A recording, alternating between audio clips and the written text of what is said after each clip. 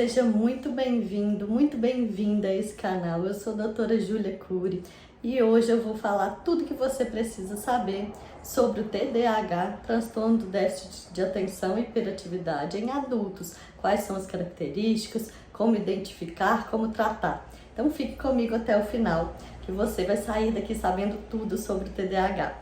Além disso, eu vou te pedir para escrever aqui nos comentários se você tem TDAH, se você faz tratamento e o que te incomoda em ter esse transtorno. Aproveite e já se inscreve no canal e ative o sininho para todas as vezes que subir um vídeo novo no canal, você receber a notificação e não perder nada.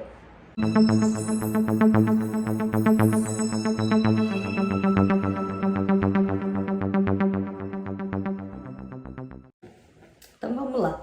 O que é esse transtorno que atualmente está tão em moda, né? Parece que todo mundo tem TDAH.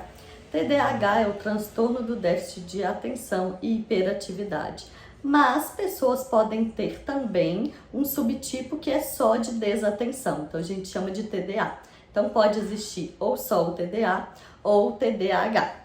Esse transtorno é caracterizado por dificuldade de concentração e distraibilidade. São aquelas pessoas que se distraem com qualquer estímulo, então elas não conseguem ficar focadas por muito tempo em uma coisa só, a não ser em coisas que elas têm interesse muito grande.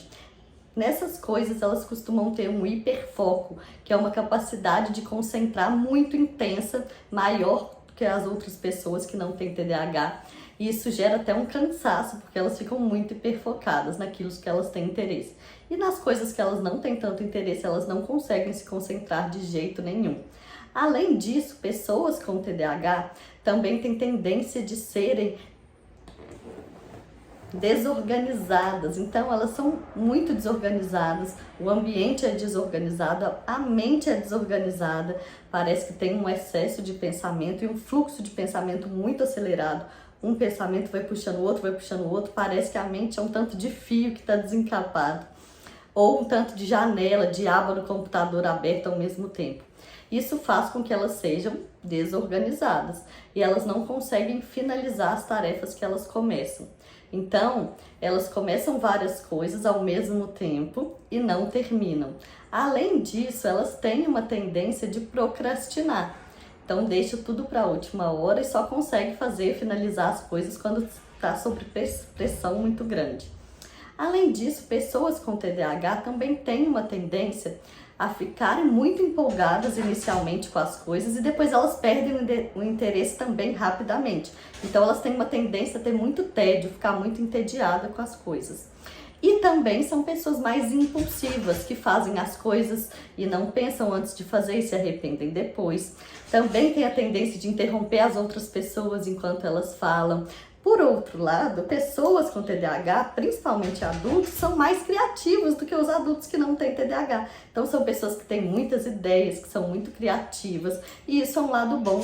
Também costumam ter uma expansividade grande, ter facilidade para se relacionar com outras pessoas, e essa também é uma vantagem de quem tem o TDAH.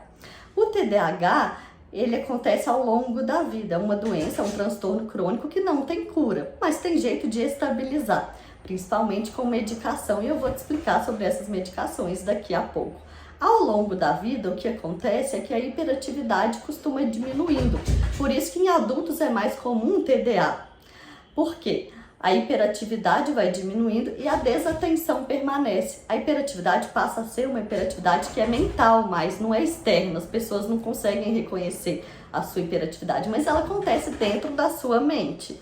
A desatenção costuma permanecer e começa a prejudicar no trabalho, nos relacionamentos.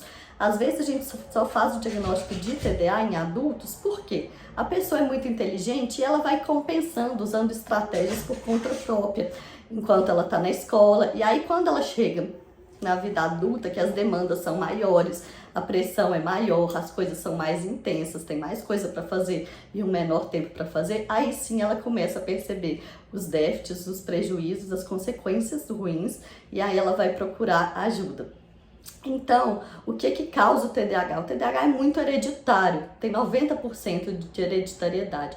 Provavelmente, se você tem um TDAH, alguém da sua família também tem. O que acontece é que antigamente não se fazia o diagnóstico, então era mais difícil de identificar. Mas provavelmente alguém da sua família tem o TDAH também. O que que acontece, né, nesses genes de quem tem TDAH? A pessoa produz menor quantidade da dopamina e da noradrenalina, que são neurotransmissores. Então tem menos dopamina e noradrenalina no córtex pré-frontal, que é essa parte da frente que é responsável por concentrar, inibir estímulos externos, por fazer planejamento, organização, adiar recompensas e controlar a impulsividade. Então, por isso que acontecem todos esses sintomas em quem tem o TDAH. O que as medicações fazem? Elas repõem dopamina e noradrenalina no córtex pré-frontal. Então, uma pessoa que tem TDAH vai tomar a medicação e vai ficar com a mesma quantidade de quem não tem. Isso vai fazer com que ela funcione melhor ali no dia a dia e diminuam esses déficits que ela tem. Pode tratar TDAH com medidas comportamentais? Pode, não tem necessidade de tomar medicação, mas o TDAH que é moderado ou grave normalmente precisa, porque só as medidas comportamentais não são suficientes para alcançar a normalidade aí, para superar as dificuldades que a pessoa tem ali no dia a dia dela. Aqui no Brasil tem 4 tipos. O metilfenidato, que é popularmente a Ritalina, que é a marca que é mais famosa. O metilfenidato, a Ritalina, ela tem a duração de 4 horas, então ela atinge um pico em 2 horas e passa completamente em 4 horas. E aí, durante essas 4 horas, ele tá fazendo efeito para a pessoa concentrar melhor, ficar mais tranquila e etc.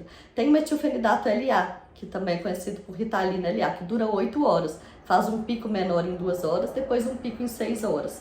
Tem o Concerta, que é o metilfenidato de liberação estendida, que dura 12 horas e não faz pico. E tem uma geração que é mais moderna, está mais conhecida até hoje em dia, que é a lisdexanfetamina, que o nome mais conhecido é Venvance, que dura 12 horas, também não faz pico. A diferença entre eles é, o Venvance costuma ter uma potência um pouco maior e os tipos de Ritalina, que Ritalina LA e o Concerta tem uma potência um pouco menor. Mas o que mais faz diferença é a liberação, né? A quantidade, a duração que ele dura e a forma de liberação. Porque quando faz pico, apesar de ter um efeito mais intenso, no caso da Ritalina e da Ritalina LA, também tem mais chance de ter efeito colateral. Os efeitos colaterais principais são taquicardia, dor de cabeça, pode ter tremor, constipação intestinal, pode ter a boca seca e se tomar tarde da noite pode ter insônia. Essas medicações para TDAH, elas não têm efeito residual, elas fazem efeito naquela hora só. Depois que acaba o efeito, não se prolonga igual o antidepressivo, por exemplo.